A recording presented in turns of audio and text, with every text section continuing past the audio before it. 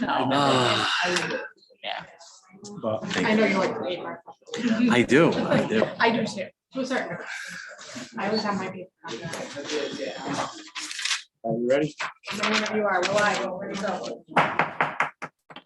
Meeting called to order. Today is Tuesday, March 15th. It is now 6:37 PM. Town Council meeting in the Town Council Chambers, 1170 Main Street, West Warwick, Rhode Island.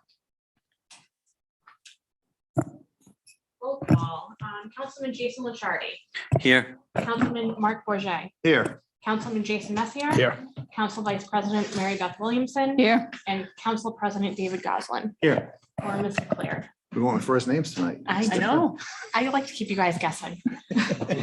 Fiscal year 2021 audit presentation.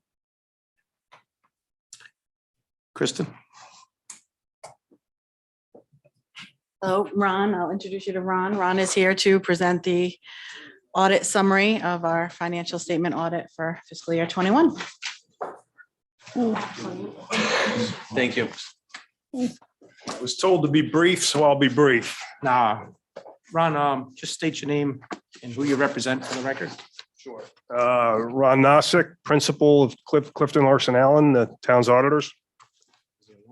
What I passed around is just a slide deck of what I think are the relative salient points related to our engagement to audit the June 30, 2021 financial statements on behalf of the town. What I'm going to go through real quickly, what is in this slide deck is just the reporting results, if you will, and there's still a couple of open items. I will make you aware of what those open items are, and we should be wrapping those up rather shortly. And then I'll go over just some real quick financial highlights, nothing real deep, nothing really actually beyond the general fund, and just make you aware of finally what are required communications from us, your auditors, to you, those charged with governance. So from a reporting perspective and a scope perspective, we perform our engagement under generally accepted auditing standards, generally accepted governmental auditing standards, and uniform guidance, which was formerly the Federal Single Audit Act. And our primary audit opinion, so pages 1, 2, and 3 of the bound audit report that you receive is relative to our opinion related to the financial statements in accordance with generally accepted auditing standards. So that's the primary opinion. Everything else kind of stacks below that relative to governmental standards and single audit standards, and they tend to just focus down on certain areas, and I'll explain those in a sec. But from the perspective of the audit opinion, we've issued an unmodified or clean audit opinion on the financial statements, which basically states that in our opinion, the financial statements fairly represent the financial position and results of operations of the town's financial statements for the fiscal year ended June 30, 2021. Under those governmental auditing standards, they're often referred to as yellow book standards. We're required to gain an understanding of the internal control system surrounding financial reporting and gain an understanding of compliance requirements that the town faces, that a violation thereof would be deemed material to the financial statements. And in any instances where we may find a weakness in internal control, be it a significant deficiency or material weakness, or a compliance violation, we would be required to report those to you. During the performance of our procedures, there were no internal control matters relative to financial reporting that we were compelled to have to report to you, and there were no violations of compliance relative to the financial requirements related to the town. For the most part, those would be like debt covenants or things of that nature. If there was a violation of covenants, then we would be reporting that to you. Finally, under uniform guidance, the federal single audit, that is the one little component that we still have a little outstanding work. The federal government was horrendously slow in issuing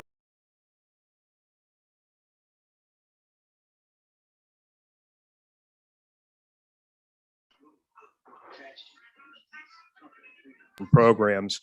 The big mystery was all of the ARPA funding and what was going to have to be required to be done relative to that. So they issued the compliance supplement finally in late December And final guidance came out on ARPA funding in January. So that's what's kind of put us behind a little bit relative to the testing. But again, we're pretty confident. Under uniform guidance, we'd be again required to report to you internal control matters or compliance matters relative to the major federal programs that we're testing. We're pretty confident at this point in time there are going to be no findings. We've got a couple of just payroll tests to perform, and that's going to be it. So we're pretty confident in that being the end results. From a financial report or financial results or financial highlights, again, my focus here is primarily on the general fund. If you flip, if you are in the slide deck, I'm on just the first slide, slide 8, that has financial information on it. So the general fund balance in the general fund at year end was $4,397,893. The unassigned portion of that, so if you look in that first column, which is general fund, we're almost all the way down to the bottom in the fund balance section. The unassigned portion is $3,675,083. That represents, and this is a measurement that the rating agencies often look to amongst many other things, but that represents 8.3% of your budgetary expenditures. And that definition does not include transfers out. It represents 3.5% of your budgetary expenditures and transfers out. Obviously, what you transfer to the school unrestricted fund is a big chunk of money. So that's going to drive that percentage down. But that is a common measurement relative to financial viability that the rating agencies often look at. So I do bring it to your attention. The school unrestricted fund as of year end had total fund balance of $5,394,614. Most of that is in committed fund balance. It's committed simply because it is committed for educational purposes, not for any purpose that they deem or someone would deem necessary. And that represents 8.9% of their total budgetary expenditures relative to that fund. The next slide is, again, some financial highlights related to your general fund, and the financial information that's in there is just the budgetary statement. So you see your original budget column, final budget, the actual results of the fiscal year, and these are all your revenues, and then the variance. I'm focused for the most part on the variance here, and actually look all the way down bottom right. You'll see you had a positive variance of $4,258,119,000. So basically, revenues that came in were above revenue projections that were formulated during the course of formulating your budget. The primary driver was the COVID funding that came in, that obviously no one budgeted for, and no one knew what it was going to be till they finally made their final decisions. That's in the intergovernmental revenues section, the second section of revenues, and you can see they're the lines where there were no original or final budgets, but one of them being receiving about almost $3 million. So that's really what drove that positive variance on the revenue side. The next slide is, and I apologize, it's hard to get all this on one 8.5 by 11 sheet, but this is the expenditure side of the budget. Again, focused on the variance column off to the right.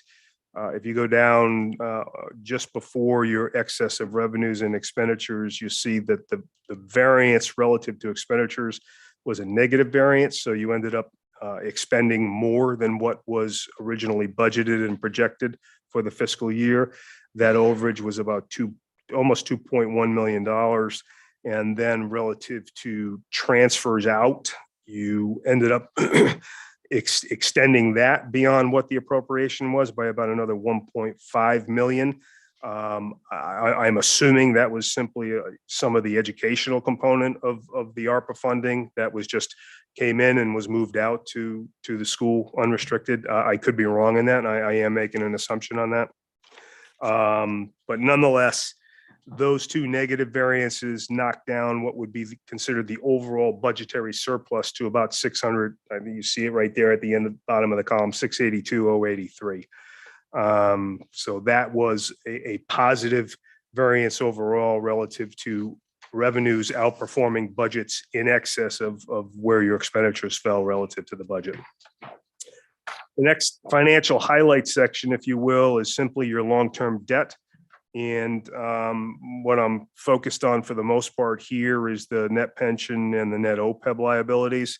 There really was no activity relative to bonding during the fiscal year, other than the scheduled repayments of bonds that were outstanding.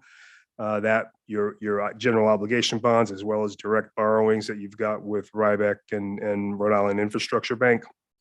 But the net pension liability, this first slide, just looking at the governmental activities, which is the top side of that financial information, the net pension liability decreased in during the fiscal year of 2,922,261.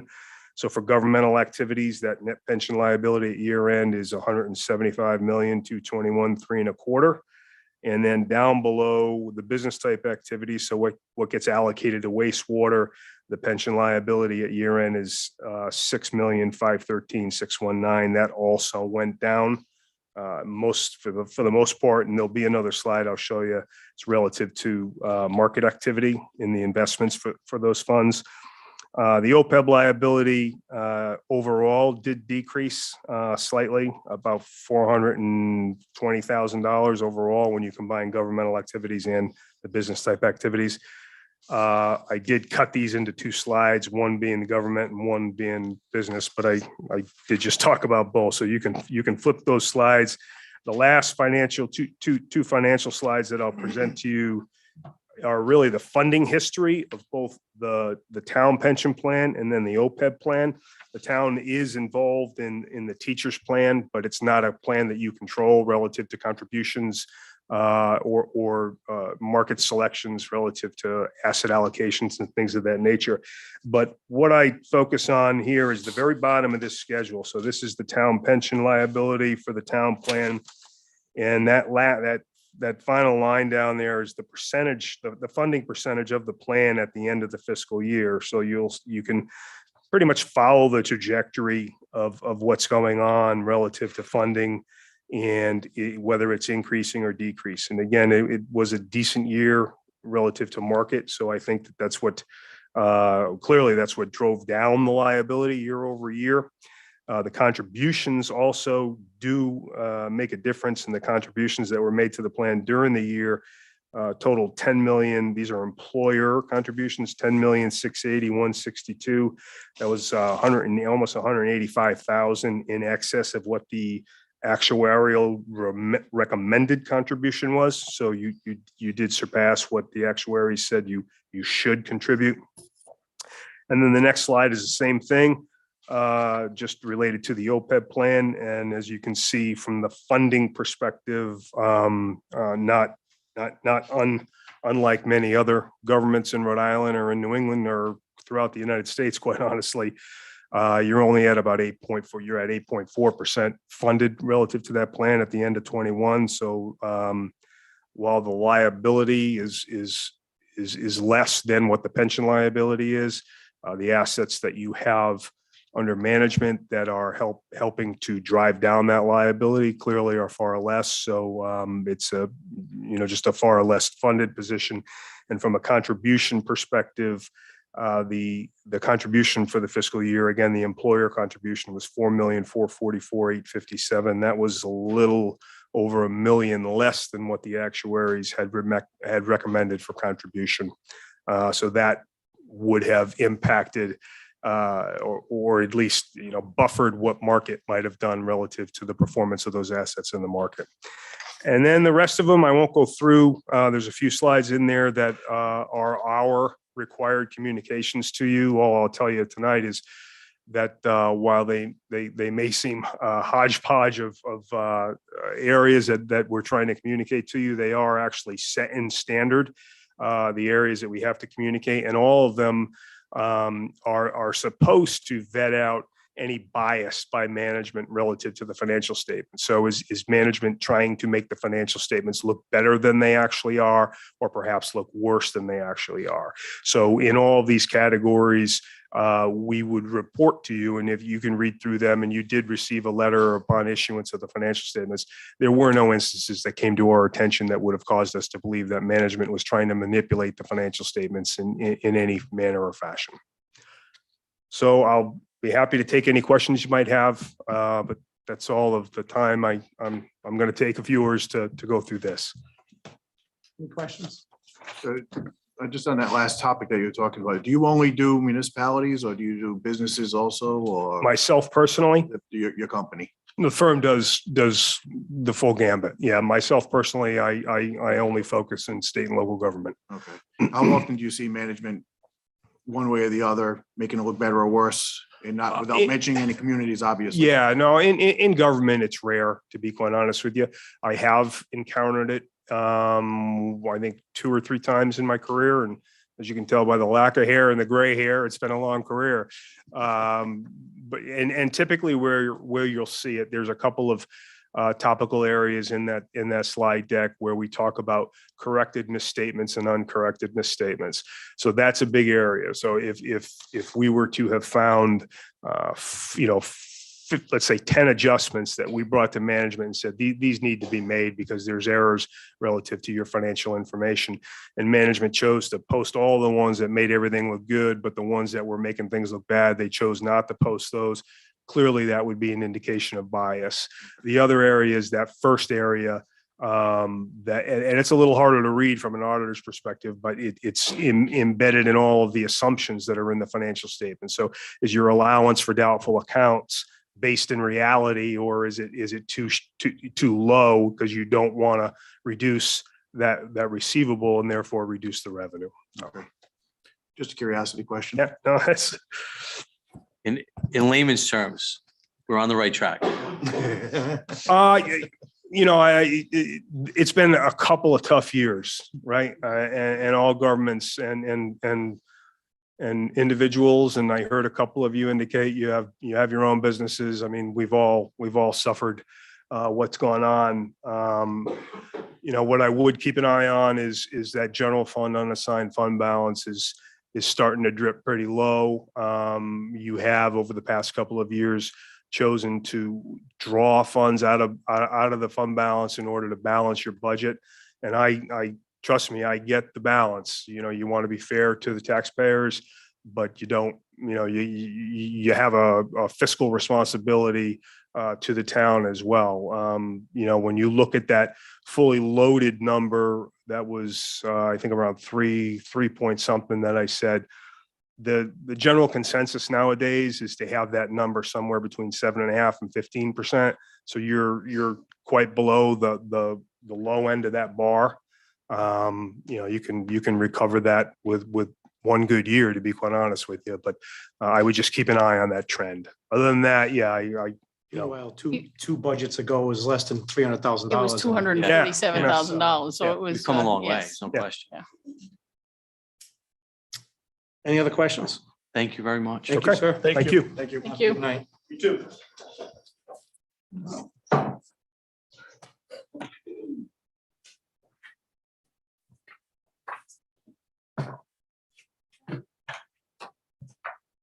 Consent agenda, approval of the minutes from the March 1st, 2022 regular town council meeting. And I'm sorry, and also the approval of the minutes from the March 1st, 2022 executive session. Move approval of the consent agenda. Second. Move in second, any discussion? Hearing none, all in favor? Aye. Opposed? Ayes have it. Licenses, request from 293 PVD LLC doing business as Boomerangs, 293 Providence Street for dance live band license. Recusing myself. So this came before us at the last, Yes, so Last We need to move it off the table. yeah. Yep. Also, for the record, Councilman Messier will be recusing himself. So I need a motion to move it off the table. Motion to move it off the table. I'll second. All in favor? Aye. Opposed? Ayes have it. Now, you want to just read motion for the resolution? Move the resolution. Second. Moved and second, discussion. I think Boomerangs has some representation here tonight. Can't, they're on.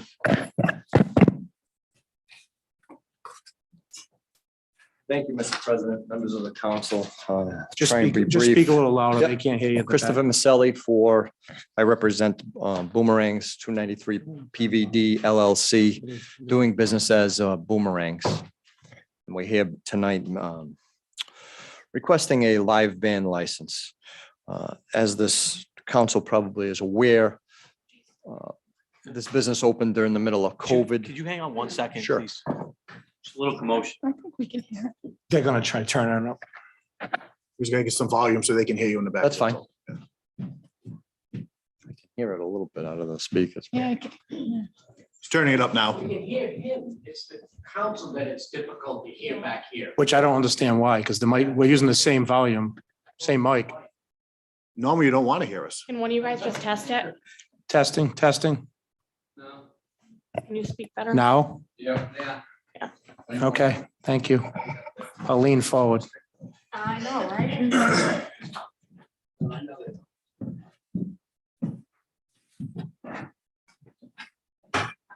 All right, we can get started. Thank you, Mr. President. Sorry about that. Members of the council, that's quite all right. Christopher Maselli, representing 293 PVD LLC, doing business as Boomerangs Roadhouse on Providence Street. As you know, this is a request for a live band license. As the council may remember, in the middle of COVID, my clients decided to open up this establishment in the old Millworks Tavern on Providence Street. At that point in time, they had gotten the licenses to open, do a full restaurant and serve alcohol. At this present time, they also do karaoke and some DJs. They're before the council tonight to request for a live band license, which I don't think is a, if I could be mistaken, but I think the history shows that this property, going back to, if I'm not mistaken, I think it was called the Sports Page, and 3 or 4 restaurants, bars after that, up until now, all carried this similar type license that we're requesting. My client wishes to be a good neighbor, has been tried to be a good neighbor since he's moved into the since they've moved into the establishment. Here, obviously looking for a license to accommodate more of the requests from some of their customers to do more of a live band. We have taken steps required by the fire department, West Warwick, asked us to install some new fire equipment, which that has been done. It's my understanding they're coming to inspect that fire equipment that was recently installed this coming Friday. So I understand that any license that may or may not be issued here today by the council would be all contingent upon any approvals or inspections.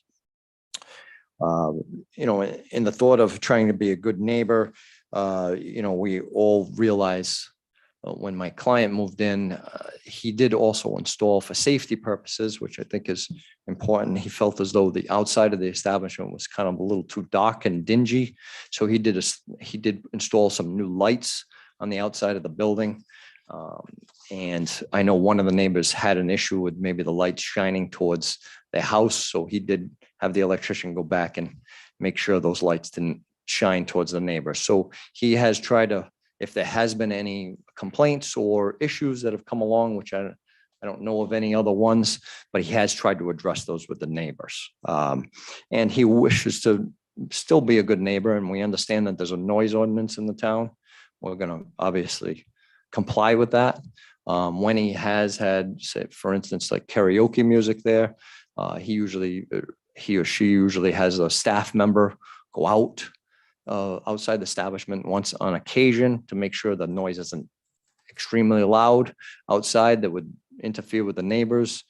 And if we're allowed to get this license, any bands, he would make sure that the speakers don't face like the exterior of the premises that would face maybe towards the street where residents may be, to try to corral that noise and that may come from any type of bands.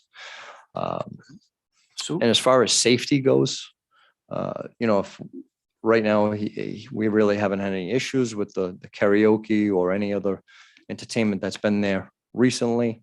But if there's going to be an event or a band that may draw, they think larger crowd, he is certainly going to have some safety precautions, bringing in security personnel to work the door, make sure the occupancy is not overcrowded or anything like that. We certainly want to make sure we comply with all the ordinances in the town. don't know if there's any other Any questions. questions from the council first? I think personally, I'm trying to put myself in position of the owner. Mhm. Yes, I want to make money. Yes, it'll draw a crowd, and that's obviously the goal. Mhm. But I'm also trying to put myself in a position of somebody who lives right there. And there's a difference between somebody singing karaoke and a live band coming in. And I'm looking at the application. I just want to verify. Hours of operation looks like mid-afternoon to 1 AM and Friday through Sunday, 11 to 1 AM. So are you asking for a band to be playing possibly till 1 AM? Well, as you, well,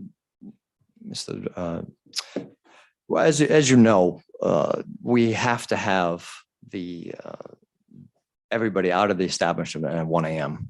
So I think a band would have to probably stop prior to 1 AM to make sure that everybody is out of the establishment. So you're talking at 1 stopping a.m. at 10 o'clock or stopping at 12:30 AM?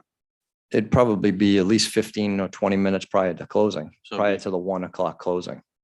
Okay, And then some bands, I know depending on the band, I would think some bands may stop at 12 and take a break. Some bands take breaks as opposed to like a DJ or a karaoke Yeah, or something which plays I'm all just- night. I'm just thinking in terms if I lived in that area and it's midnight on a Sunday night Correct. and I'm trying to put my kids at midnight now, trying to put my kids to bed, trying to go to sleep. And when you're in the moment, you're not really gonna hear that. The Mhm. people outside are gonna hear it. They're the ones that are affected the neighbors are affected by something. So my question is, I personally would not approve the license like this. I would put stipulations on it. Because we've had people, I don't know about calling you, but I've had people email me regarding the noise. Okay. And again, it's nothing against the establishment at all. I understand. I understand they most likely want to be good neighbors, Right. but you're gonna get some issues with it. And I'd rather head those issues off now Correct. prior to dealing with it after the fact. I think that makes most sense. I think most of the bands would probably be on a Friday or Saturday night anyway. It doesn't, but that's the thing. Like, once we approve this application, we're approving it as is. I understand. So I wouldn't approve, my personal opinion, I wouldn't approve this as is. I would put stipulations on it.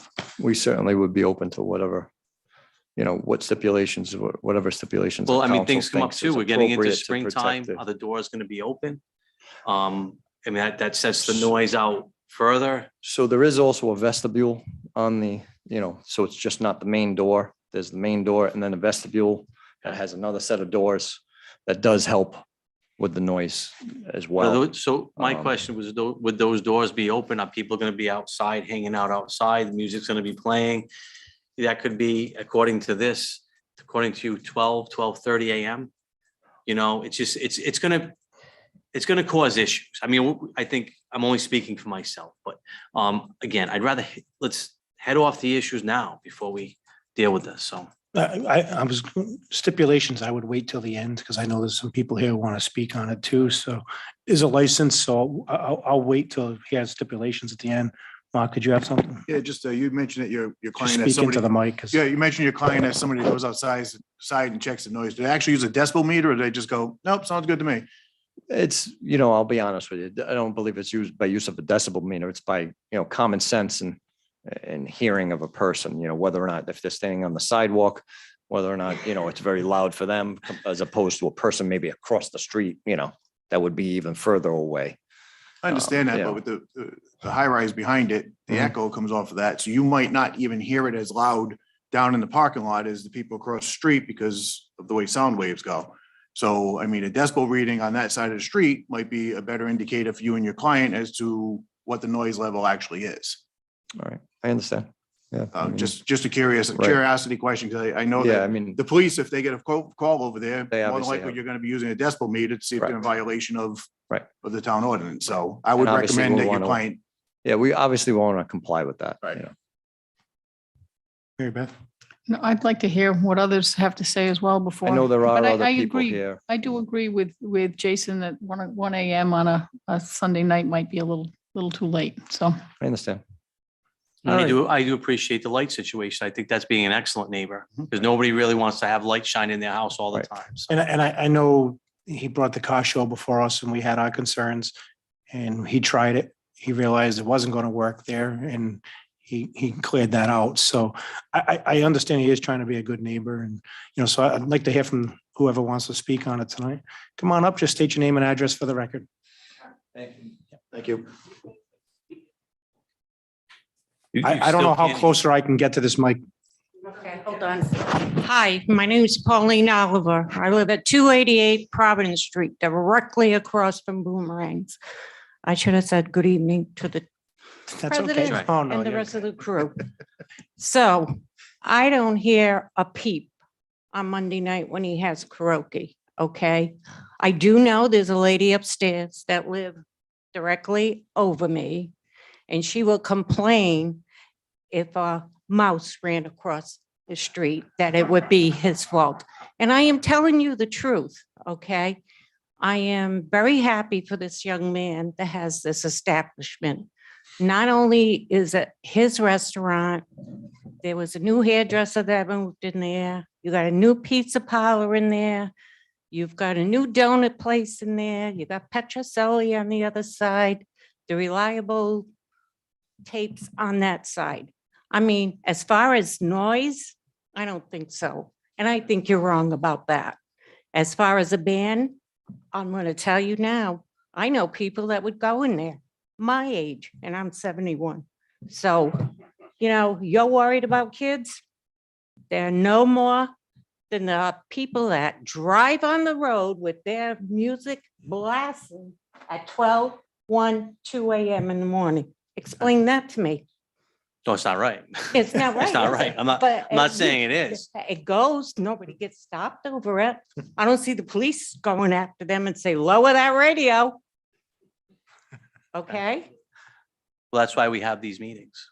well, you can have the meetings all you want, but when you got a good establishment, don't put them down or blame them because they want to have a live band. It makes no sense. This is any licensed live band. It has to come before the council. The That's council fine. does. That's fine, but don't make a decision now. At least try it. There's a place in the corner of his restaurant. He puts the band there. You're not going to hear it 'cause that's all soundproof. Thank you. Okay? Thank you for Thank your, you. thank you for your input. Thank you. Anybody else would like to speak on this? Is anybody against this? I know we had some friends come, and we can stand and at least identify the people that came here to support the business and what we're asking for. All right. Do you understand the council's concern? Just come on up to the mic, sir. I can't have you come.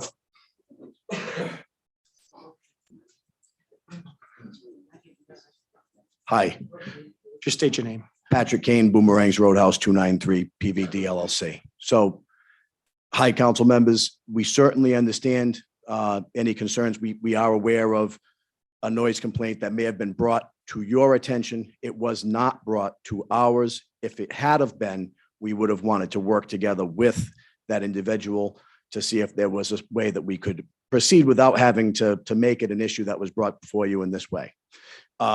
With that said, we've also gone through some work and expense upgrading the fire alarm system to accommodate this request.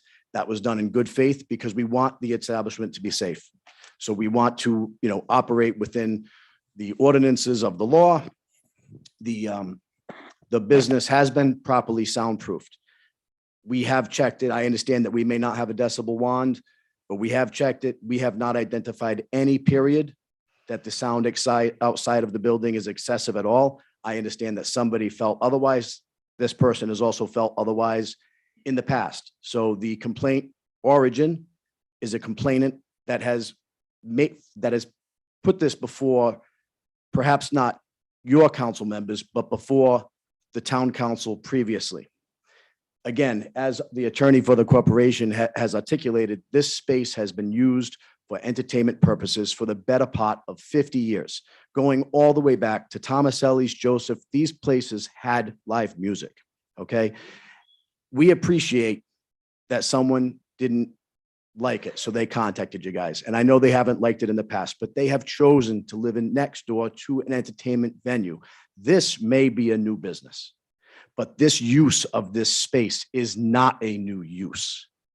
This person's chosen to live there. If this was a otherwise type of business that we wanted to change and make an entertainment venue, even where I live, perhaps I might not approve of having a nightclub per se installed next to my condominium. But there's not one there's not already an existing establishment or space that has had that purpose historically there. That's the main point that we wanted to drive home. This is not a new use for the space. Also, with what you mentioned, we can respect that. And during weeknights, as far as live band and the live band licensing, we can agree to not having live bands past, say, 10 p.m. Sunday through Thursday. Friday and Saturday night, it's going to be the crux of the application that we are able to have this type of event on Friday and Saturday nights. It's amazing. We opened a business during COVID. We're a new business and we're still standing. With that said, we do feel that being able to pursue these entertainment opportunities is imperative to our success. I understand your concerns.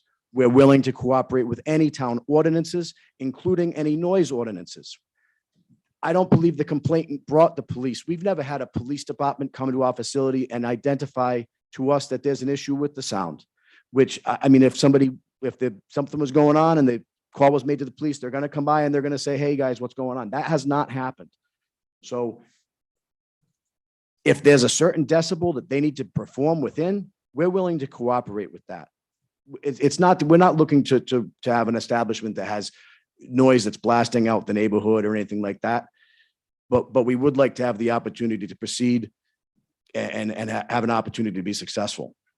So I have one question. Your capacity, what, I know I've been Certainly. there a few Yep. times. So the fire department recently redid our capacity signs. If we wanted to proceed with additional work to our fire alarm system, including installing a master box and a hot wire system that goes directly to the fire department, we could increase it. But our capacity at this time is approximately 150 people. That is a capacity that we're able to be successful with these bands and operate within. Even at our highest level events that we've done since we've opened, we have not exceeded 150. We've probably come close on some of the big ones that we've done, but we have not exceeded. And when we do have an event of that level, we have a security person on detail, on the job, that, will take, a counting of the people that are in the establishment to ensure that we fall below the parameters that are set forth by the fire marshal in the town. Is that with tables or without tables? That's without. So if we have a large scale band, we remove tables, the booths, and that's with the booths remaining. But if we have a large scale band, we remove the dining area tables from the establishment. The bar seating remains, but just the tables that are in the dining area get removed, and that allowed us to have a capacity of 145. Those signs were just redone when we had the fire department inside of our establishment within the last 10 days. And Chief, one question for you, that if you're aware, I don't want to put you on the spot, but are you aware of any complaints or concerns with boomerangs? Oh, I'm Is it a hot spot is what I was saying? Yeah, you got me right in there. So Mr. Maselli actually called my office earlier this week. Wanted to just check in with me, check in with the police department to see if we're aware of any ongoing issues. I looked back about 6 months and we haven't had any issues with anything at Boomerangs other than officers being proactive, doing security checks, people in the parking lot, making sure that they were closed up on time. So we've had no negative contacts with Boomerangs, at least in the last 6 months we were aware of. Okay. Any other questions from the council? No, but we also should note that the fire department has said that you have been very cooperative in listening to what they've had to say. So. Just state your name and address for the record. Good evening, ladies and gentlemen. Tom Oates, Colonial Way, West Warwick. I'm not going. That's too late for me, but I hate to see a decision made to not give something a shot. If you approve something, is there something you could do like, on a contingency? We're gonna give it a go for a couple of shows and see how it goes and see if there's any issues and have maybe you folks take a swing by and see how it goes So- before you shoot it down. So Councilwoman did ask that question. I did, okay. To me, if there was a way we can look at this. And again, we approve it, it comes before us year after year, but if there's violations or whatever by the police department, the town solicitor and the police department can get involved and bring it back for a show cause hearing or something like that. So we could. Yeah, because I'd definitely- hate to see it shot down without giving it a chance. Every businessman and woman deserve a chance to see how it goes. Thank you. Any other comments from the Yeah, council? Since I'm the one that spoke. Oh, we all spoke, but Hang on. If the neighbors are fine with it, I'm not in the neighborhood. The neighbors are fine with it and you think it's okay, and the fire marshal approves it. I'm not trying to stop this at all. I'm just thinking about if I'm in that area, that would be my concern. But if it's not anybody's concern here that lives there, then it's fine with me. All right. You know, Is there any other comment? Our only concern up here is to try and stop complaints before they come to us. So that's why we talk about. I'll be I get honest. that. I get that. That's why we talk about the decibel levels and Guys, everything else. guys. I'll be honest, I've been here the longest. I've been through, I think, 4 establishments. And there was one time somebody came up to this mic and said, I can hear the pool balls on the table. And at that point, I kind of gave up. So, so again, if no other comment, I'm sure you were at the sports page once or twice too. it was actually one of my first dates with my wife. So There you go. pretty funny. Are we gonna make, Yeah. So let's, are we and gonna make that change though for weeknights like he agreed to on Sundays through Thursdays? come on up. Nope, that's fine. I understand there was an offer by my client to do some stipulations. And I obviously don't have a problem with that. I was just asking, maybe in that stipulation, if we're going to restrict Sunday through Thursday, but if there's say a holiday that falls on a Sunday, maybe that can be treated just like a Friday or a Saturday night. Which I know, like I know say if like Labor a- Day is say pretty if a- busy on Right, West Warwick. holiday on New Year's Monday. Eve falls on a Sunday, he's able A to, federal holiday. yeah. Thank you. I don't have a problem with it. And the only other thing that I wanted to make sure is if you proceed with a stipulation, because we have weeknight entertainment involving karaoke and things of that nature, which even the complainant that originated the issue that brought this before you today, they have not made a complaint to you regarding the karaoke nights. So if this was to apply as far as the Sunday through Thursday till 10 PM, unless it's a federal holiday, this would only apply to the live band license, not the theatrical entertainment license. Right, that'll- strictly live I band. just wanted to specify because I understand once a decision's made, if the hammer gets clicked, then we'd have to come back before to straighten this out and it could affect things that we have going on currently. No, it's live band. This is what you're applying for now. This is the Live stipulation band. for live live band band. only. I want to Anybody- thank the council for going over this. Can I and ask if you it's- one Sure you question, can. And I'm the one that initiated the stipulation, obviously. What is that going to do to you if we put a stipulation on for the Monday through Thursday? What effect would? I that have? believe it's workable. So if you had to put it on me on Friday and Saturday night, that wouldn't have been a very good I thing for the understand that. business. Is But 12:30 fair enough on Friday and Saturday? for a band, yes. Yep. Yep, we could Can I agree make to a have a suggestion? band end at that time. I would have Attorney Maselli draft a stipulation as it relates to what was been discussed tonight. Under the statute, you as the decision makers can have a list of objective standards that you want to meet. So no, there's no confusion. The stipulation would include issues pertaining to a live band license, your existing licenses for other entertainment, the issue of holidays, and try to parse out as much as you can so everyone knows what's going on. And in that way, the council knows exactly what you approved tonight. Mr. Maselli can prepare it to the satisfaction of his client, produce it to the town manager, we can review it, and then everybody knows what's going on. And again, the decibel issue would be under the, obviously, power and authority of police department, not either the town or the vendor, or excuse me, the proprietor. Excuse No, me. I would definitely not make it a requirement for him to get Right. one. It's just a suggestion. And he But again, might. all those Sure. issues that were discussed tonight, I think if Mr. Maselli put that into the form of a stipulation regarding those objective standards, the council would know exactly what they're getting, and so would the proprietor. Okay. The only point that I want to make on that is, as many of you may or may not know, there was a misunderstanding regarding the license that we had previously held. So we have musical acts that are currently scheduled. And because of this issue that was brought before you, we've already had to cancel a number of them. We even had one on St. Patrick's Day night. That was actually also, they were going to start at 6 o'clock though. So in your respect as to like a school night, they were going to be done by, probably 10. But we are going to have to cancel that because the fire department and the fire marshal and the alarm services division have to come to the facility to inspect the work that we've had done and make sure it's up to their standard. They cannot come until Friday at 9 a.m. So Thursdays is effectively canceled, so that we understand that, and we are going to cancel that act. We do have an act scheduled for Friday night. Assuming we're able to come to a agreement that allows us to do this evening, we'd like to be able to proceed with that. So with what Attorney Williamson just mentioned, my only concern would be if that work or agreement wasn't reached, that we may have to cancel more acts. And I don't want to affect the reputation of because when you cancel a band can get upset. We scheduled an act, then we cancel it. We can't. So it's very easy to say stipulation, Sunday through Thursday, 10 o'clock is the cutoff. Friday, Saturday Live band only. for live band only, 12:30 cutoff time for Friday and Saturday, and federal holidays. How's that? Understood and So- agreed. So with that stipulation here tonight, we have it, and we can have, their attorney can put it in writing.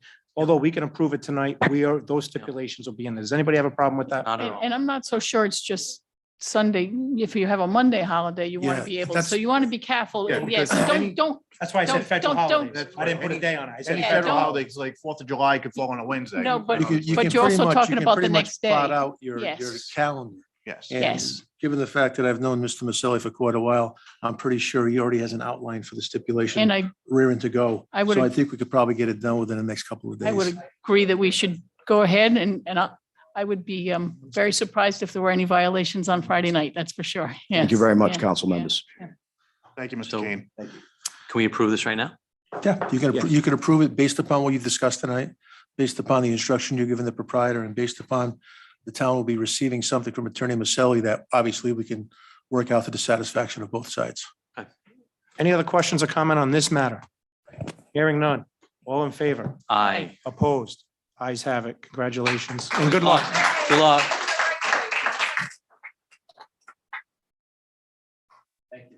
Have a good night. Thank you. Good luck Thank to you. you. Jay falls asleep sometimes. You too. You guys are all going to boomerangs right now, right? Yeah, all right. Yeah, all right. Yeah. I have.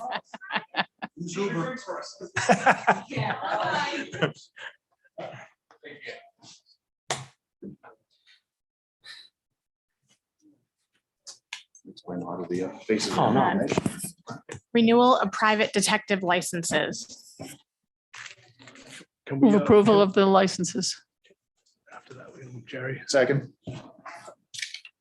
Moving second, discussion. Just want to see something. Why did that come up?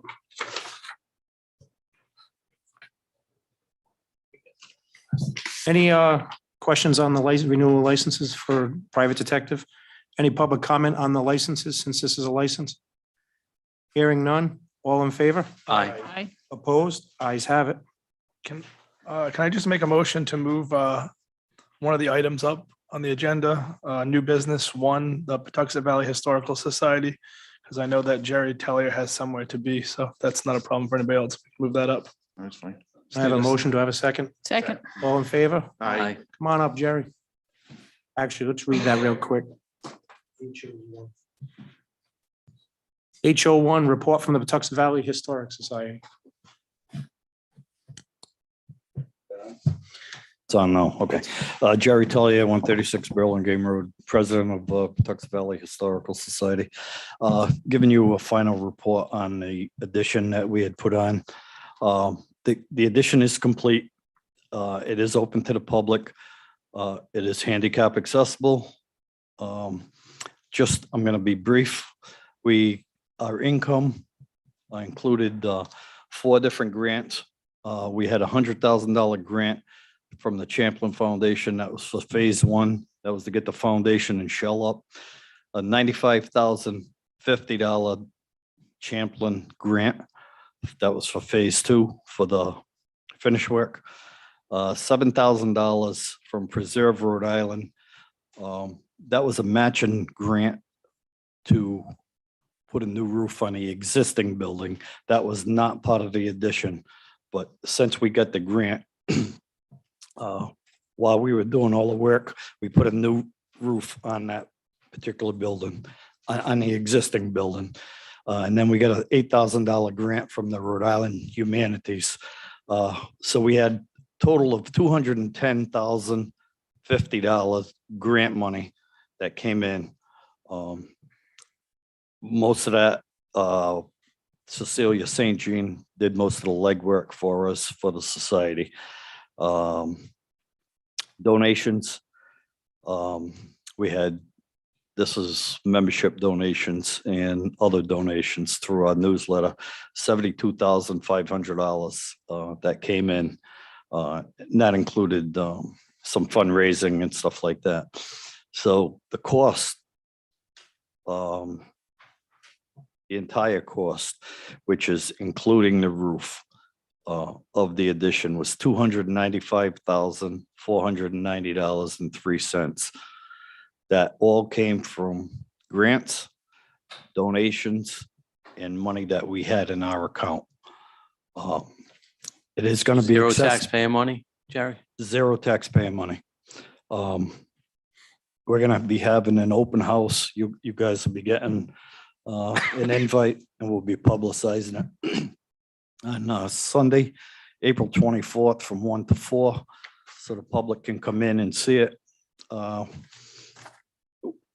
We're still doing a little odds and ends inside, we got some glass cases, and we're going to be filling them up and stuff like that. But I mean, Councilman Licciardi has helped. Dave, you've been here from the beginning. You know, this was a long process. We're probably, due to COVID, and just a ballpark estimate, I'm guessing that this cost us another $60,000, just with materials and labor and stuff like that. And I'm probably being generous.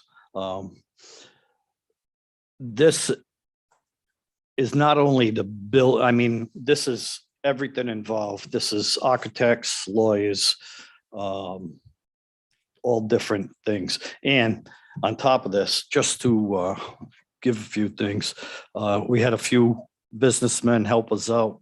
Wayne Johnson from Patriot Oil moved and installed a new oil tank. Aurora. Huh? Wayne Johnson? Aurora Oil, right. At no cost. I mean, it cost us for material. Jared Nunes dug the foundation. His company dug the foundation at zero cost. And there were many others. We're going to put a list together, and we'll discuss that at the open house.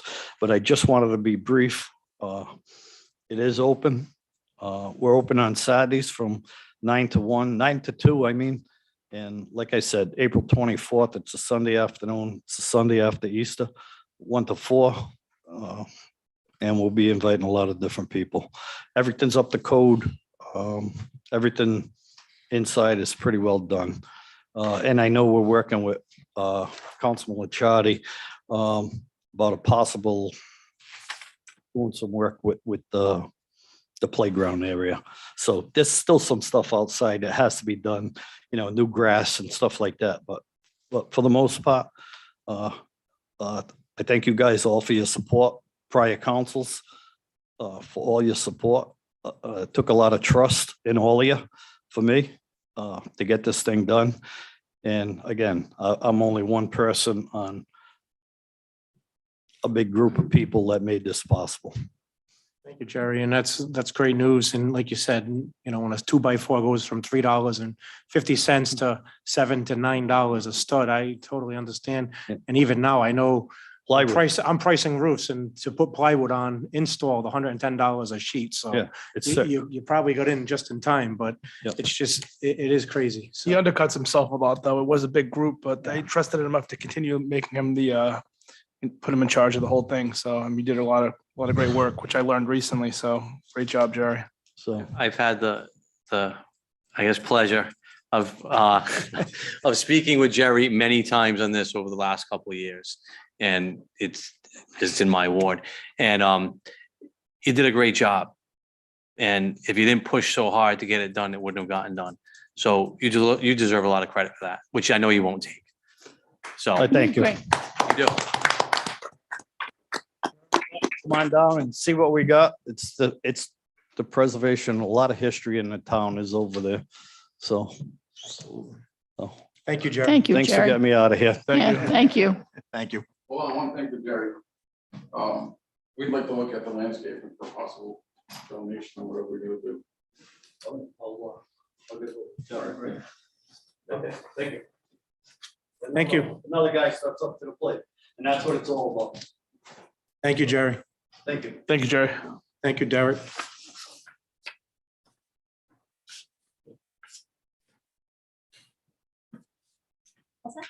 Yes. We're on 03, F03. Request from Joseph Laurent for renewal of kennel license. Move approval of the request. Second. Moved and second. Any discussion? Any public discussion on this license? Hearing none. All in favor? Aye. Opposed? Ayes have it. All right, last of the licenses is a request from Kaylin Berard and Corey Page for an amplifier loudspeaker license for an event to be held at 52 Oriole Avenue on April 30th. Move approval of the request. Second. Moved and second. Any discussion? I believe it's for a wedding. Is it not? Yes. Who wants to shoot down a wedding after Yeah, 2.5 years of exactly. COVID? I'm sorry.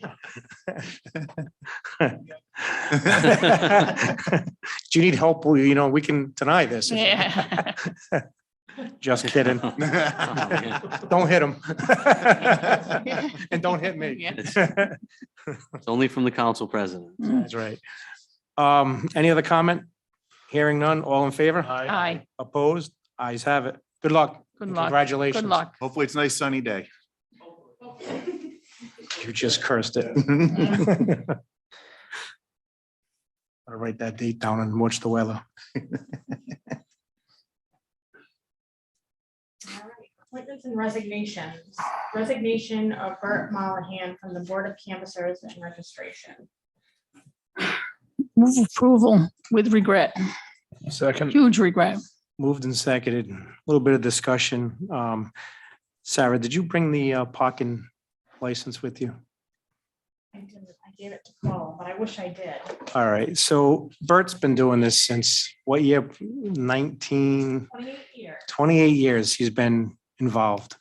And he actually, when he turned in his resignation, he also turned in his parking pass, which I had no clue that they had. And I know Bert loves doing this, and, you know, and he definitely loves to be our town sergeant. So I hate seeing him leave, but you know, he knows that he wants to be a town sergeant and work for us, and, you know, but he'll still be involved in somehow in one way or another with the elections. I can see it coming. And Bert, you know, all those years you've come to this council chambers, you've always been professional. You've always worked with us. You know, you've even supported raises for the council, and you've done numerous things. You've gotten vocal during budget times. And you've always been involved in this community. And I love to see you here tonight. And I know, you know, seeing your face coming out here every other Tuesday night, I know it's something you enjoy doing. So again, with regret, I thank you for all your time and service on the board and everything you've done for this community and the elections for the town of West Warwick. Thank you very much. Thank you, Bert.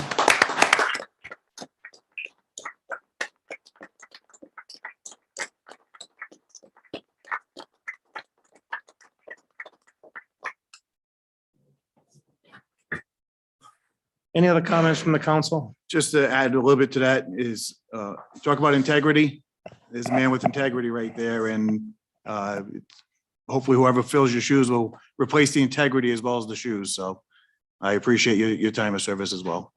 We're still gonna use you to bounce some people out here if we have some problems. He's still here. He's still here. He's still out of town. No, I'm just letting you know, we're not, you're not losing that post so quick.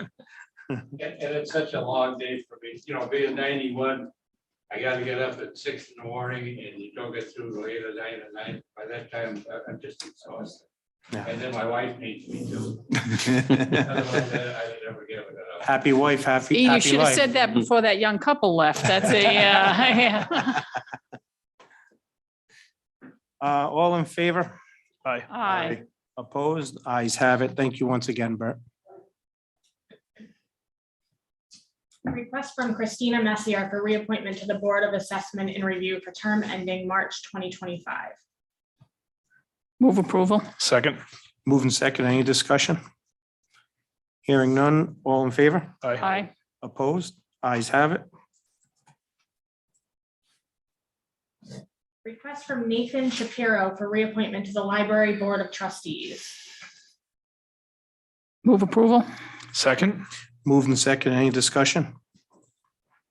I believe Nathan's the current chair of. the- Yes, he is. and Yes, He he's- does a he's great job. He's Very active. committed and very active. So, And I did see Colin in here. Colin, did you just hanging or do you want to talk or? if you want to speak, come on up, Colin. What was he hiding? Hmm? He was hiding. He was, I walked in with him, so. Hi, Colin McCulloch, Library Director. So just to reinforce what you said, Nathan is a very active and involved chair of the board, to my mind, the perfect board chair. He doesn't try to micromanage the library, but he provides the oversight that we require. So I think he has done a great job over a number of years. And as a relatively new director, I appreciate all the support he has given me. Thank you. Do you want me to hang out here? Well, You can stick around. All in favor? Aye. Opposed? Ayes have it. Request from Lee Rice for reappointment to the Library Board of Trustees. Move approval. Second. Moving seconded. If you want to speak on Lee. Again, someone who's served for an extended period of time, who's again an involved and supportive board member. Any other comment from the council? Hearing none, all in favor? Aye. Opposed? Ayes have it. Request from Mary Holleran for appointment to the Library Board of Trustees for term ending February 2025. So we have two. Two for one position. Is I that- think there's Looking two for one. openings. Oh, there are two There is open. There's two openings, Okay. yes. Is there two, Colin? I don't believe so. I didn't No. think so either. I thought it was two people for one position, but I might be Oh, wrong. that's my, That's my, that's my understanding. For clarification, and she said that there is two openings, that she never received a reappointment form. I don't have the list of, there was someone else who was up for reappointment and they didn't submit their renewal. How many people are on your board? 7. 7? Yeah. Okay. Didn't we have So two we had- resignations? we I had know one resignation. One resignation, yeah. Yeah. One, and then one that I believe that just didn't. There was one resignation and one who didn't, Didn't respond, but we didn't, did we post that technically? Well, we have been posting it, yeah, because we posted the reappointments 3 weeks before they came up. I would suggest we only fill one tonight and find out what that position is. And we can fill one of these two. And I'll be honest, Nate Shapiro did send me a letter of recommendation for Christian Grundell. And, as Colin said, he is the chair, actually Mary Beth said it, he is the chairman and he did make a recommendation. So I'd recommend that we appoint Christian Grundell to the Library Board of I'll Trustees. second that. So under upcoming appointments, it says there's 4 appointments or reappointments as regular members, so we should have 4 appointments coming. It should be 4. And we just did 3 and we have, That would be the third one, and here's a 4th one. If you look- right? And that'll be, no, who you just recommended will only be the third one. No. Nathan Shapiro, Lee Rice, Mary Holleran is 3 that we just reappointed. And if there's 4. We did not. No, we did not reappoint her. She's reappoint her. asking I'm for- sorry. She's asking for a new appoint. She's a there new were two, appointment. 5 She's and new. There's 2 G5 new and My appointments. fault. G6 are Again, if there are two positions, great. If they're not, It seems to me like there's two positions. Second, I'll go grab the list and me and Colin can. Yeah. I mean, why I don't was we do that? unaware of. I think so. I'm unaware of anybody Let's else get it but one done. person resigning. It looks to me like there's two reappointments and two new appointments. Correct. We want to move on Christian first as we, We can hold off. okay. Let's find out. Yeah, just wait and that way you can have clarity. can we get to We'll go to the last council agenda too, because I believe there's webpage to see who they are?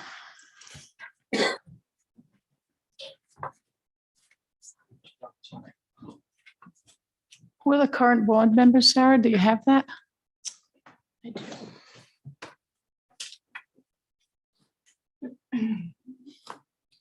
Okay, I have Andrea, Linda, Lee Rice, Amy Collins resigned, Correct. James Mitchell, who was up for reappointment. I'm not sure he's aware that We mailed him a letter back in January about his reappointment. That must be who she's referring to that didn't respond to the letter.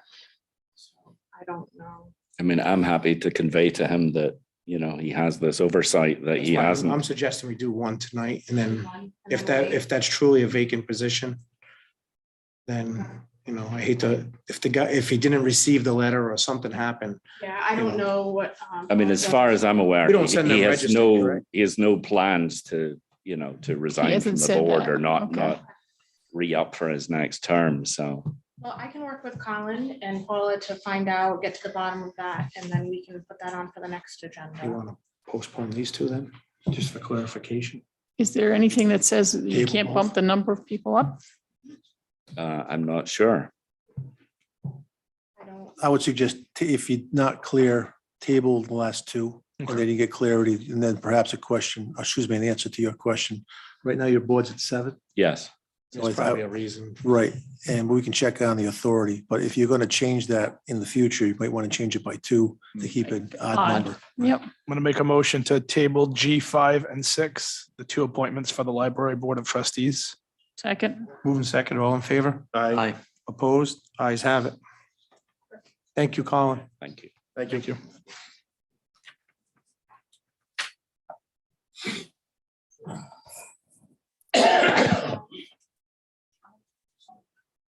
we'll work together on it. Okay. Sorry.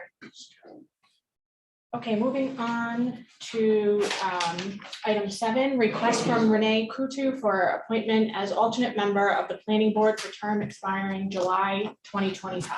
Move approval. Second. Moving second, it's rainy. Rainy. Oh, gosh, I'm so sorry. They do Sorry. it, they do it to them at the school graduations too. Just coming soon.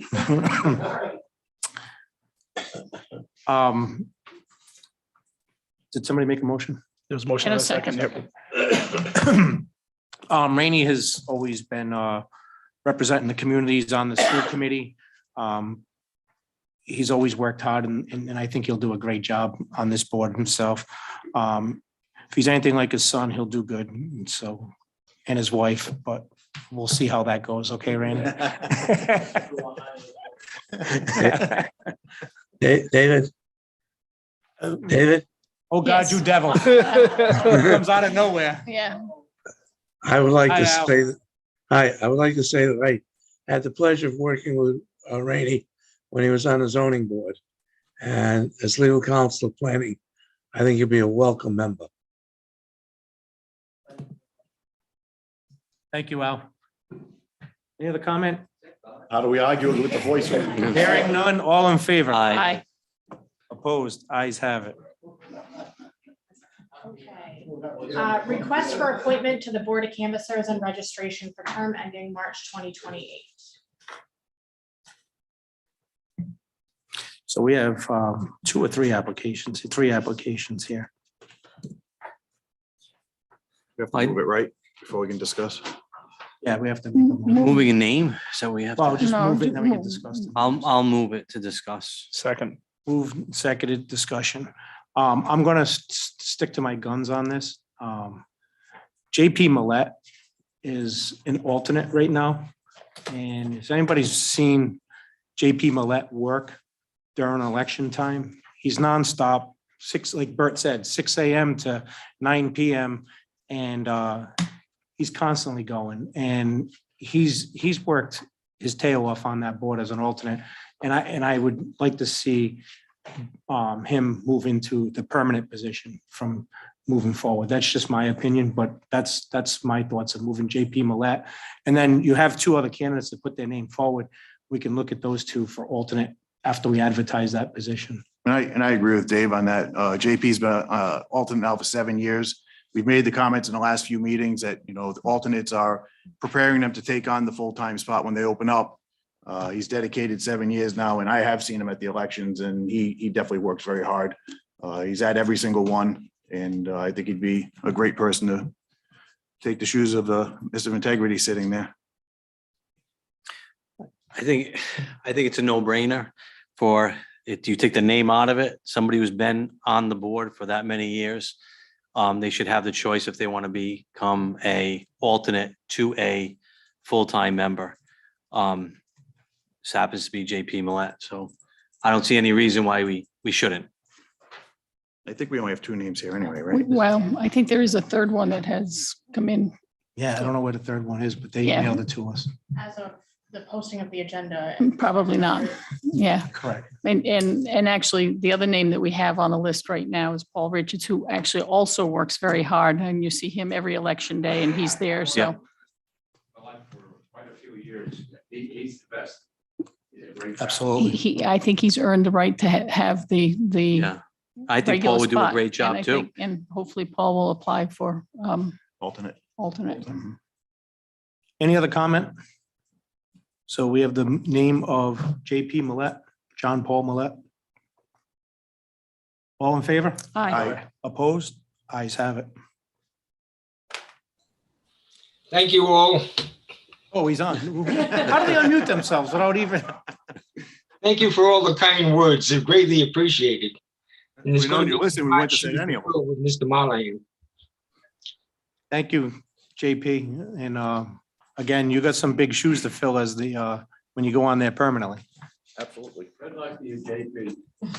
Again, thank you very much. Thank You're you. welcome.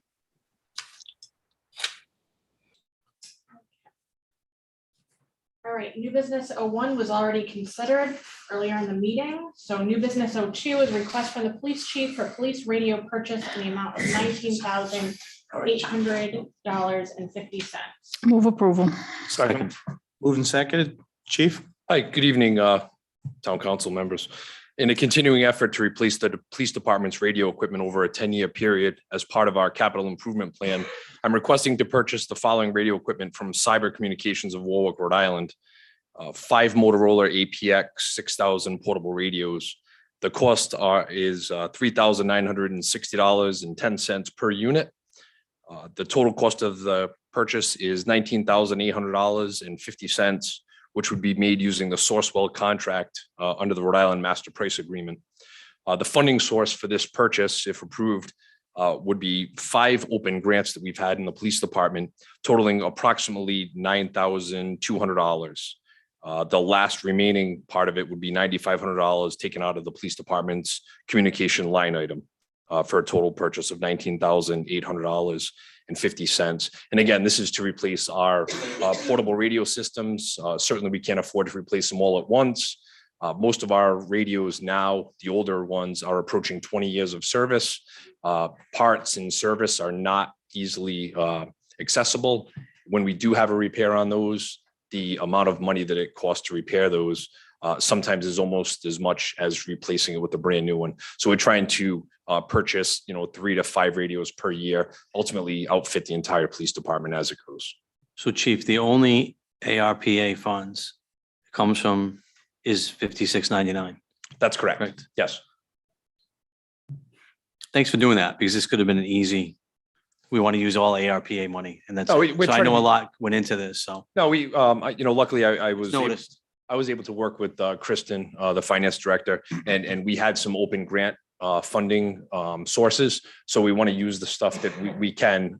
You know, I don't want to start spending APRA money when we have other funding sources for items such as this. Thank you. Thank you, Kristen. There's a lot of scary things for police officers, but one of the scariest is when you click your mic, you know, you hear beep, beep, beep, or you hear, all we're getting is static, and you can't tell them what your situation is. So to me, this is a no-brainer. It's absolutely a lifeline. I mean, you know, absolutely a lifeline. it's our lifeline to our men and women. And if they're not safe, they can't perform safely for the men and women in the residents of the town. So, you know, this is as vital of a piece of equipment as we can possibly get for our men and women. Yep. Any other questions for the chief? Hearing none, all in favor? Aye. Opposed? Ayes have it. Thank you, chief. Thank you. Thank you. Consideration of letter of support for fiscal year 2023 education aid for West Warwick schools. I am actually going to move that we table this. I had a conversation with Kristen earlier, and evidently this came from the League of Cities and Towns. I want to make sure, since it's education, that we have the schools on board and that they've had time to review it. And in my opinion, if we're going to do something to the House Committee on Finance, I would think it would be a joint effort anyway. So if we could table this until we get more information, I'd appreciate it. I'll second. That makes sense. All in favor? Aye. Opposed? Ayes have it. Consideration of support of House Bill 7632, an act relating to military affairs and defense, veterans affairs. Move approval. Second. Move second. I'm not sure. who- Mark, think you put this on I the asked to put that on there. A resident, Mr. Palazzo, who's asking about this on a regular basis, asked me to put it on here because I didn't know about it. Once I read it, obviously I'm for it. Anything to help our veterans is a good thing. My son's been active duty now for 15 years and still counting. And I know one thing for sure, that veterans a lot of times have a hard time reaching out for help. They'd rather go to somebody they know that's local to them and they can feel they trust them. And I think that this is just one more step in making it so if there's any kind of situation where they're in, they need it. It's 3 pages long, but the third page kind of sums up in very 4 quick sentences. I should say 3 quick sentences. So I'm going to read that real quick. This act would provide that every city and town must maintain a municipal veteran service officer. The act would also authorize a $100,000 appropriation to be used for support and outreach for veterans. Unfortunately, it's only $100,000 and it's split between the 39 communities, but something is better than nothing. And so that's why I put it on here, is because anything to help our veterans to me is a good thing. Mr. President. Yeah, give me 1 second. Sure. So yes, I know the bill was brought up. I got the agenda Thursday, saw it. Today I had a conference call with Representative Vella Wilkinson, Camille Vella Wilkinson, and Representative Thomas Norray. Went over this in general. So just to be clear, 8 to 10 years ago, might even be a little longer, the House and Senate passed an unfunded mandate to all cities and towns that they should have some sort of veterans representation. West Warwick's unique because we have the Veterans Council. We have many other things that are in place. So then I asked her how Warwick did it, because she was a councilwoman in Warwick when that happened. She was actually the representative in Warwick appointed by Mayor Avedisian. And then as of today, Warwick has another council member who is also appointed, who is, what's that? Yeah, Councilman Tin Howell. So he's also a retired military individual. I'm not sure what branch, but Army. So I asked her that, and I asked about, can this money be used for any type of compensation? Absolutely not. It's more for events, postcards, advertisement, stuff like that. Even she says we're unique because we do have, Warwick does have a Veterans Council, so doesn't West Warwick. You can also, well, according to her, they do, so. No, I mean, they do, we don't. We have a Veterans Council, they're here. So, well, I'm not going to get into that. So Veteran Council. Two of us sitting right here. So veteran councils also can be utilized during these times. So, and again, I know some of you are here to speak on that, and I'm allowing that to happen because I know that you're here for that. So General, if you want to come on up. Yeah, thank you. You do have a West Warwick Veterans Council. All 4 organizations in the town are represented: the CVO, VFW 449, American Legion Post 74, and American Legion Post 2. We meet on a monthly basis. Anyone who wants to come and talk to us can. We take care of the park, Memorial Day, Veterans Day, and we are the liaison. I've just completed training as a veteran service officer with the VA, and I will be available once I get my credentials next month to any veteran in the town who needs help getting their benefits. So if you need help, I'll leave my cards with David and you can see him. Thank you. Thank you. Thank you. Does anybody else want to speak on this matter?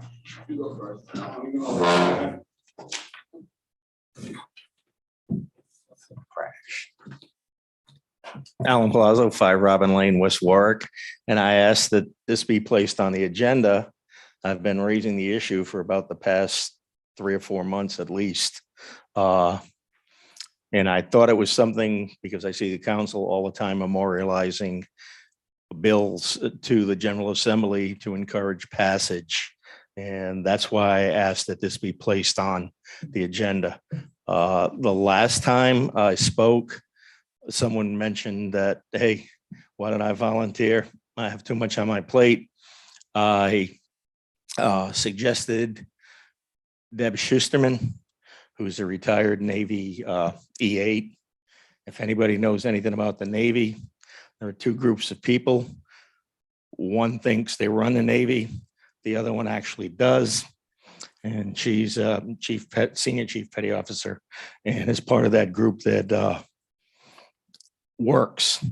I did some research back in 2016. She had suggested to the council the appointment of a veteran service rep, and never went anywhere. But she had indicated she had just retired.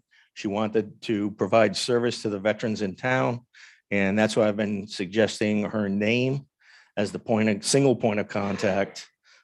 She can work with the other groups, the Veterans Council, but I have seen more or less things fall through the cracks. Specifically, everybody was asking about the fountain that disappeared last week. That's the next on the agenda. Stay on. Okay, Stay on this. okay. No problem. I'll raise that issue then. So I think she wants to address the council.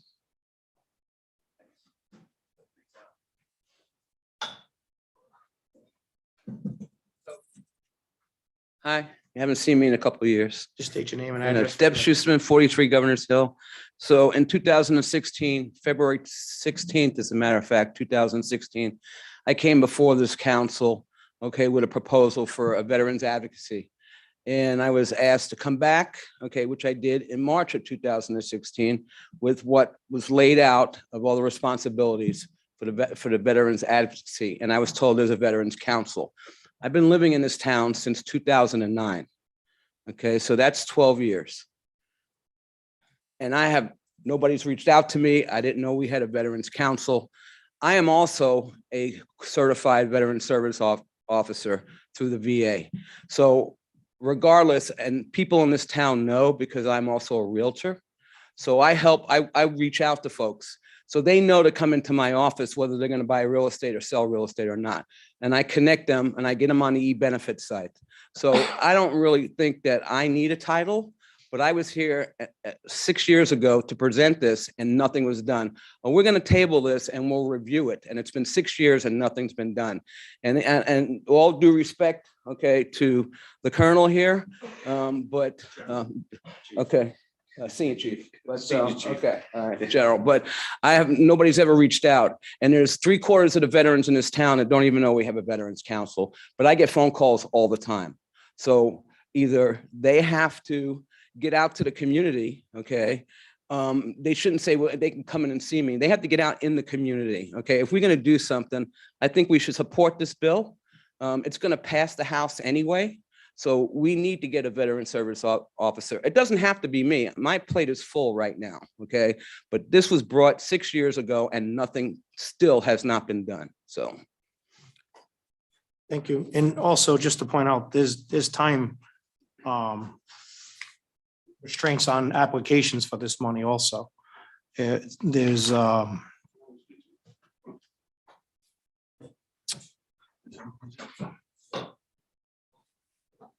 I highlighted it today. Paul, just state your name and address for the record. Roger Richards, 1 Crossbow Lane, West Warwick, Rhode Island.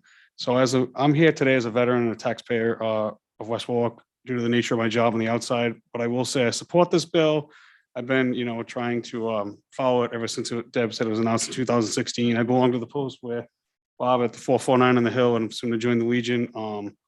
I actually do have, my office actually is over around the corner as I work in public service, and it will be a great thing to use. I mean, I'll be using it as a resource. I'm willing to help you guys. I'll forward emails if you guys need any, any information you need, seeing the nature of my job every day, what I do, I'll want to send to any of you guys, just, I'll send emails. I've sent some to Mark Bouger, my councilman already. So, in the future, if you need any questions, like when the thing's posted, what happens, I will be one that will recuse myself from applying for any of this, but I'm willing to work with anybody to help you guys out and all the stuff, just because, I think it's a good nature. I came back here in 2004 from active duty military. Don't ask me when I came back to Rhode Island, but I did.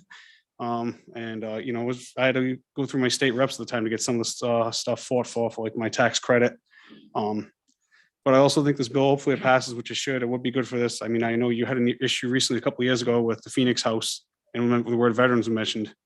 So at least this way we find out, hey, who can we contact for an organization, make sure it goes to homeless veterans. It'd be really great for you guys to also work, and I believe.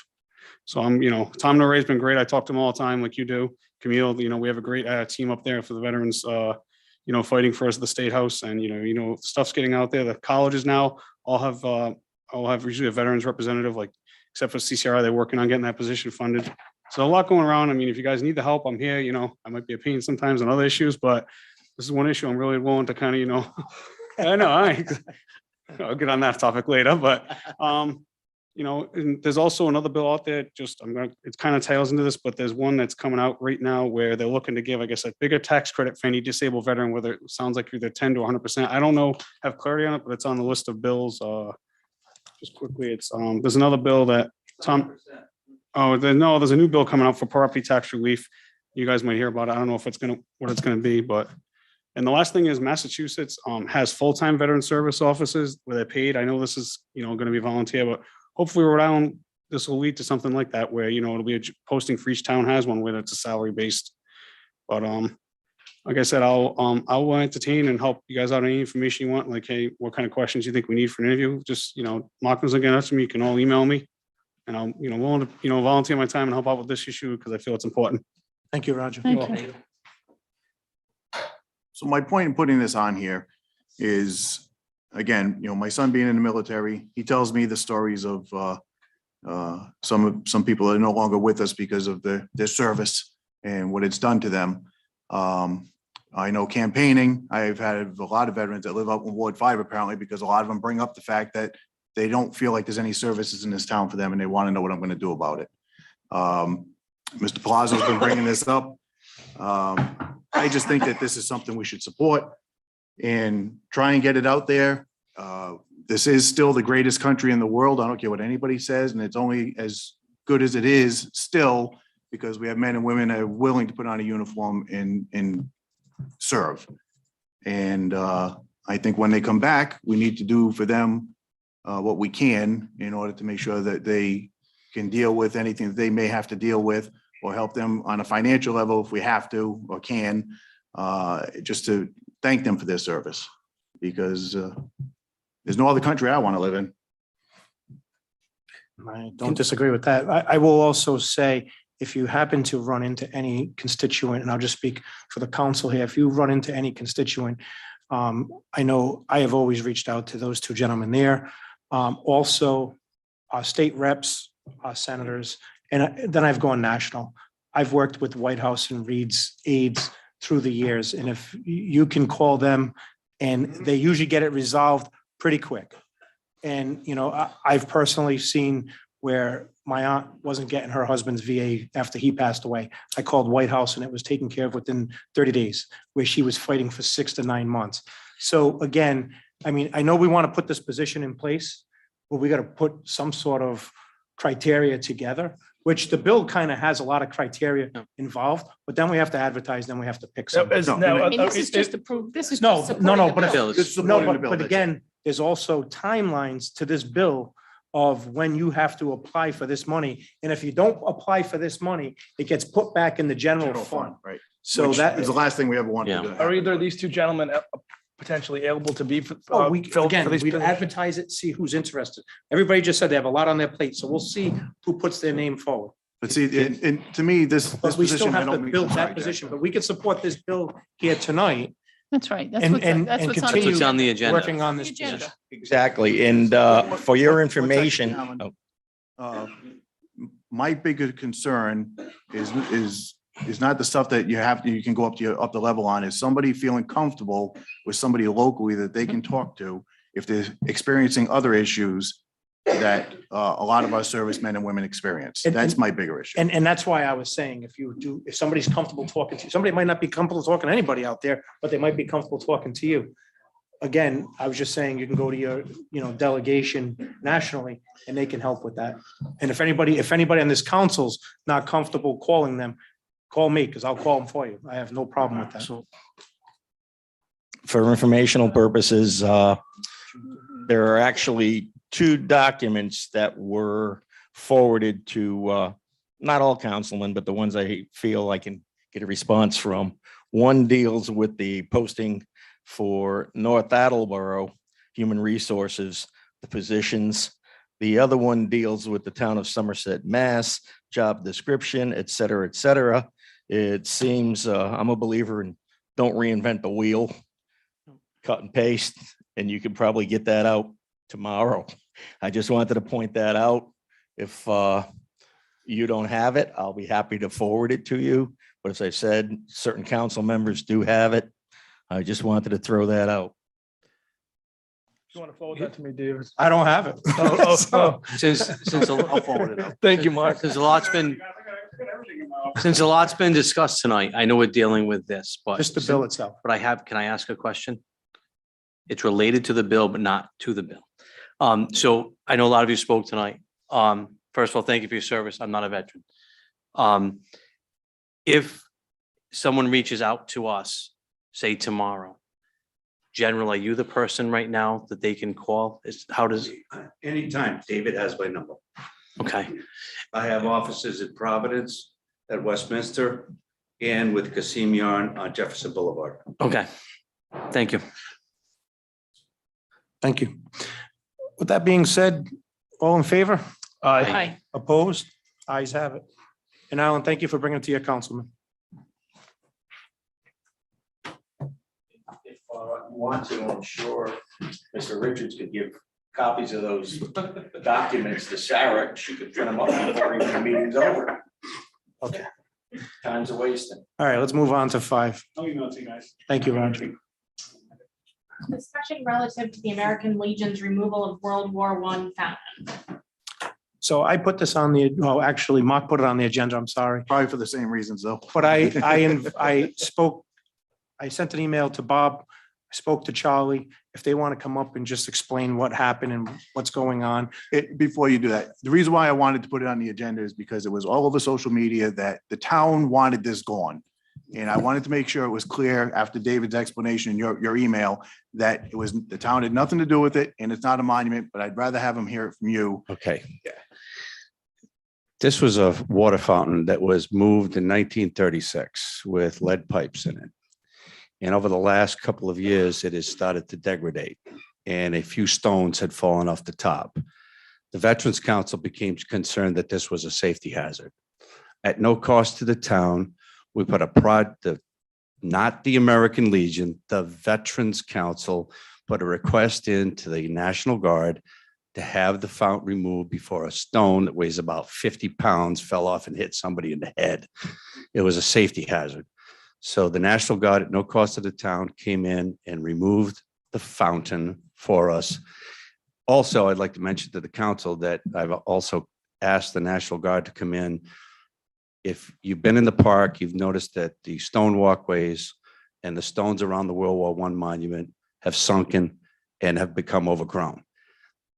The National Guard has volunteered to come in, remove all the stone, regrade the ground, put some gravel down, replace the stone, and put some granite over the top of it so grass will never grow on it again. It'll be beautiful when it's all said and done. So your Veterans Council is responsible for your park. It's appointed by this council, and we answer to this council. So if any council member has a problem, they could speak to us, and we answer to you guys. And thank you guys for coming out tonight and explaining all that, because I am also proud of our town that they noticed and they cared. And it was such an uproar. So that shows how much respect our town has for our veterans. And that's why I wanted to make sure they heard it directly from the veterans as to what this whole thing was, that it wasn't a monument and why it was taken down, rather than from us when there's rumors going around saying, oh, the town wanted to go on and everything else. So thank you guys. I really appreciate it. And thank the National Guard too, for us, please. That's an undertaking. And I think some of the misconception was they took the big one down in the middle because everybody says, oh, I sit on that. I'm like, I don't think anybody really sat on the phone.